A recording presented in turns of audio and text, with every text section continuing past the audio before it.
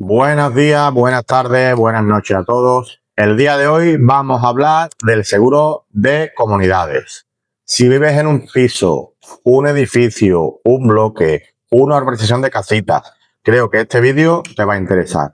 Vamos a ver de manera clara y sin tecnicismo qué es lo que cubre, qué es lo que no cubre un seguro de comunidades. Vamos a ver si es obligatorio, si no es obligatorio, qué es lo que ocurre cuando hay un derrame de agua, qué es lo que ocurre si se cae una cornisa. ¿Qué es lo que ocurre si el repartidor de publicidad se cae en una zona común porque hay un adoquín en mal estado? Vamos a ver todas esas cositas. El seguro de la comunidad cubre desde la entrada del residencial o de la urbanización los elementos comunes, garaje, trastero y toda la estructura de la comunidad, incluso las viviendas. Es importante que a la hora de contratarlo sepamos muy bien si nos están contratando todas esas cosas, si tenemos cubiertas todas esas cosas.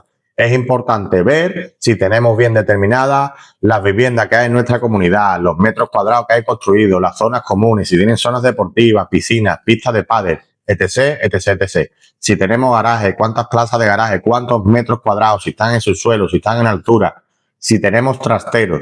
Es muy importante. ¿Para qué? Cuando haya un problema, los vecinos no tengan la sorpresa de que ese accidente no está cubierto, por lo que van a tener que hacer una derrama para cubrir esos daños. ¿Es obligatorio tener contratado un seguro de la comunidad? En la mayoría de las localidades de España no, pero sí es verdad que hay provincias en las que sí el ayuntamiento te obliga a tener un seguro de la comunidad. ¿Que no tenemos un seguro de la comunidad? No habría ningún tipo de problema cuando no es obligatorio. Lo que tenemos que ser conscientes de que si hay algún accidente, y lo más costoso normalmente suelen ser daños por agua o responsabilidad civil, esos costes los va a asumir cada vecino de la manera que corresponda por la parte proporcional que tengan de vivienda. Aunque no sea obligatorio en tu zona tener un seguro de comunidad, sí es altamente recomendable por lo que hemos visto antes. Imagínense que se rompe un bajante y afecta a varias viviendas del edificio, y aparte de lo que es la estructura de cada vivienda, techos, paredes y demás, también afecta a los enseres personales, muebles, electrodomésticos y demás de cada vivienda. Y incluso de los azulejos, las terminaciones y demás. ¿Quién va a asumir esos costes? Pues sí, como hemos hablado antes, si no tenemos un seguro, vamos a tener que hacer una derrama cada vecino para cubrirlo, pero si tenemos seguro, nos vamos a evitar un gasto bastante importante, como puede ser la localización de la avería, la reparación de la tubería y después, a posteriori, la reparación de todas las viviendas que han sido afectadas. Ojo a los seguros de la comunidad. Tenemos que ser conscientes de que todo el mantenimiento del edificio no le corresponde a la aseguradora, le corresponde a la comunidad de propietarios. ¿Qué quiero decir con esto? Cuando hay una filtración, una falta de mantenimiento, un mal estado de una fachada, de una cornisa, de una azotea, todo lo que puedan provocar esa falta de mantenimiento, la mayoría de las veces puede ser que esté cubierto por la aseguradora, pero la aseguradora siempre te va a pedir que primero se repare el origen, la falta del defecto de mantenimiento, y después abonará o cubrirá los daños que hayan tenido. Pero es importante eso, que tengamos la comunidad en buen estado, que hayamos revisiones periódicas de azotea, fachada, impermeabilizaciones, etc, etc, etc. El seguro de la comunidad normalmente incluye el tema de incendios, como en todas las pólizas de hogar, temas de daños por agua, que es lo más costoso, pero suele ser algo opcional. Sobre todo en comunidades antiguas, esa garantía supone un incremento de prima bastante considerable, porque se entiende que las conducciones de agua, los bajantes, conducciones comunitarias y demás, no están en estado óptimo o han pasado una serie de años y pueden tener los típicos problemas de picaduras, salideros, roturas y demás.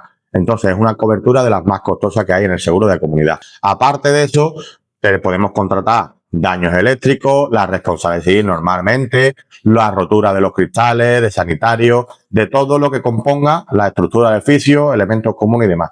Si no tenéis seguro en vuestra comunidad, si estáis indecisos entre qué compañía contratar o qué garantías y servicios cubrir, ponerse en contacto conmigo, dejarme un comentario y hablamos. Aconsejo también a todas las comunidades de propietarios que a la hora de elegir un seguro tenga en conocimiento que hay que identificar y hay que declarar si se tienen zonas deportivas, pistas de pádel, pistas de fubito, una pista de baloncesto, una pista de tenis, si se tiene piscina, qué maquinaria hay en la comunidad para que funcione, grupos de presión, depuradoras, placas solares. Es importante que se lo comuniquemos a la aseguradora por si hubiese un siniestro, poder atenderlo de la manera más correcta posible.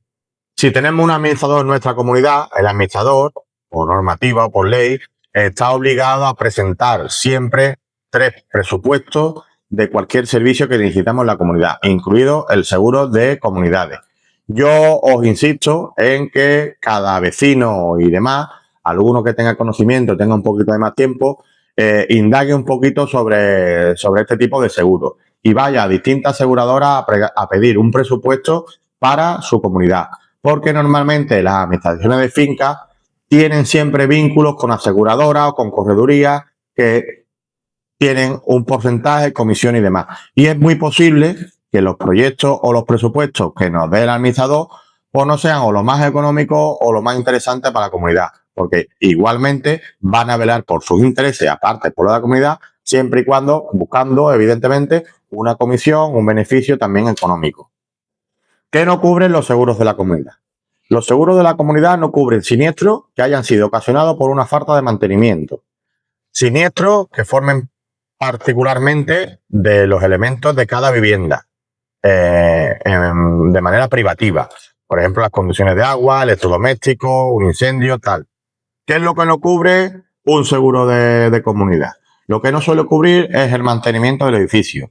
Si es verdad que en algunos siniestros el mantenimiento lo tiene que reparar la comunidad y después la compañía sí se hace cargo de los daños que hayan sufrido, por ejemplo, temas de agua, pero, insisto, la comunidad debe tener un buen mantenimiento y un buen estado. Tuberías privativas. Lo normal es que el seguro comunitario no cubra las tuberías privativas de cada vivienda, pero sí es verdad que opcionalmente se pueden asegurar. Obras que se hayan hecho sin permiso o que no cumplan normativas, tampoco lo van a cubrir. Ojo con este tema, sobre todo cuando se hacen reparaciones y temas sin factura, sin IVA, en plan compadre. Vamos a hacer las cosas bien porque la compañía después nos va a poder solicitar de cualquier tipo de reparación que tenga cobertura una factura que acredite que la reparación se ha hecho en condiciones. A título personal, os insisto y os comunico que si tenéis un administrador de finca, el administrador de finca tiene un trabajo por el cual le pagáis una cuota. ¿Qué quiero decir con esto? Que lo utilicéis. ¿Por qué? Porque muchas veces, cuando tenemos algún siniestro en nuestra comunidad, en vez de trasladárselo al administrador, cada vecino, por su voluntad propia y por su cuenta, da parte a la compañía. Incluso a veces solapándose el mismo siniestro en varias ocasiones. Para eso lo ideal es que el administrador lo filtre, lo reunifique todas las quejas que ha habido o todas las incidencias y se la traslade al mediador o la aseguradora correspondiente y que lleve un control y un seguimiento del proceso que va a llevar este siniestro. Los seguros de comunidad hay de varios tipos. El básico, por decirlo de alguna manera, que lo único que te cubre es el incendio y la responsabilidad civil y poquito más, y 3 coberturas, 4 más, es mucho más económico que una póliza bastante más completa. Y esto igualmente, tener precaución a la hora de revisarlo, a la hora de contratarlo, porque es posible que no se adecue a las necesidades que tiene la comunidad o no sea lo que realmente todos los vecinos han decidido querer tener asegurado.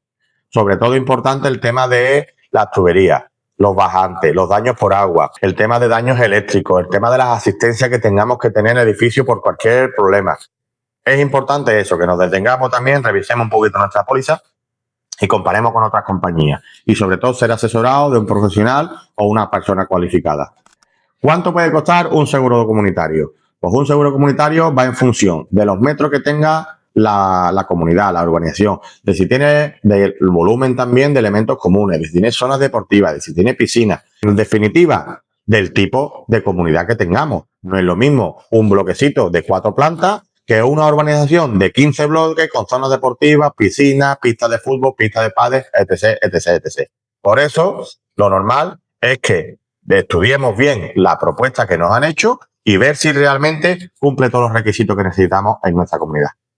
Un tema importante que siempre hago hincapié en las personas que me preguntan para los seguros de la comunidad es el tema de las placas solares. Es muy importante que determinemos cómo es la instalación de las placas solares que tiene nuestro edificio. si hay conducciones que pasan por zonas comunitarias pero son privativas, o si hay conducciones comunes que pasan por zonas privativas y demás. ¿Por qué? Porque si no se identifica bien a la hora de contratar el seguro, es muy posible que la compañía no nos dé cobertura y después vienen los problemas.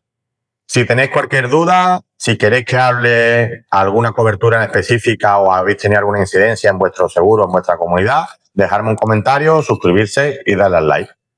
Ojo, os cuento, igual que os conté en un vídeo anterior sobre el seguro de exceso. Las compañías aseguradoras no tienen la obligación de prestar un servicio, en definitiva, de mandar un reparador a la comunidad para que acometa las reparaciones de los daños que han sufrido y demás, que estén cubiertas en póliza. Las compañías aseguradoras, la única obligación que tienen es de peritar de manera presencial o videollamada y de cubrir el daño de manera económica. ¿Qué quiero decir con esto?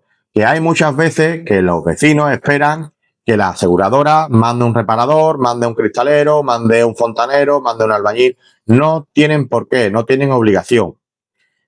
Y en muchas ocasiones recomiendo al administrador o al presidente de la comunidad que busque de manera particular un presupuesto de la reparación y se lo traslade a la compañía para que valore el importe si entra dentro de los parámetros y que lo abonen directamente. Nos vamos a quitar de tiempo de espera, nos vamos a quitar de gestión con los reparadores y va a ser una gestión un poquito más directa, por decirlo de alguna manera. Entonces, es evidente que tenemos que tener un poquito de conocimiento sobre este tipo de seguro, por lo que os insisto en que si tenéis cualquier duda, contactad conmigo, llamarme, dejarme un comentario y os atiendo lo antes posible.